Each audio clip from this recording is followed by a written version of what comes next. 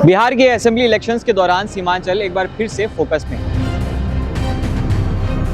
ये राज्य का सबसे पिछड़ा हिस्सा है जहां 47% मुस्लिम आबादी रहती है। माइग्रेशन, जाति चेतना और नए नेताओं के उभरने ने पूरी तस्वीर बदल दी। मैं जनरल इसफजर, आप देख रहे हैं मुस्लिम सियासत।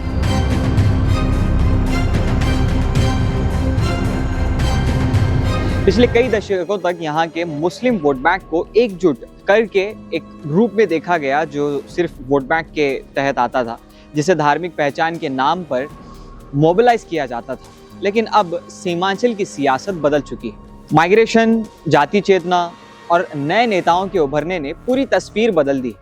पहले यहाँ फ्यूडल सिस्टम था, कुछ लोगों के हाथ में जमीन और ताकत थी, लोग मजबूर थे। रिलीजियस लीडर्स के कहने पर लोग सेक्युलर फोर्सेस को वोट देते थे ताकि बीजेपी को रोका जा सके।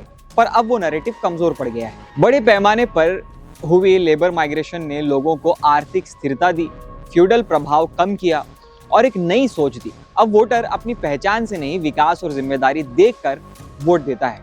पहले जहां पार्टी सिंबल और धर्म मायने रखता था, अब परफॉर्मेंस और लोकल इश्यूज ज्यादा मायने रखते हैं। अब बात जाति चेतना की करते हैं।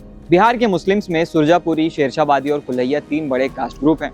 पहले इनकी अलग पहचान तो थी, पर राजनीति में इनका असर नहीं था। मंडल कमीशन के बाद जब हिंदू ओबीसीज में कास्ट अवेयरनेस बढ़ी, तो मुस्लिम कास्ट में भी अपनी पॉलिटिकल रिप्रेजेंटेशन की मांग उठने लगी। ये चेतना 2009 के इलेक्शन में दिखाई दी, जब सुरजापुरी लीडर मौलाना असरारुल हक कासमी किशनगंज से जीत गए। उनकी जीत सुरजापुरी एकता के नतीजे में थी। उसके बाद मोहम्मद तस्लीमुद्दीन ने कुल्हैया डोमिनेटेड अररिया में अपना बेस बनाया, जबकि कटिहार में शेरशाहबादी रिप्रेजेंटेशन अब भी कमजोर है।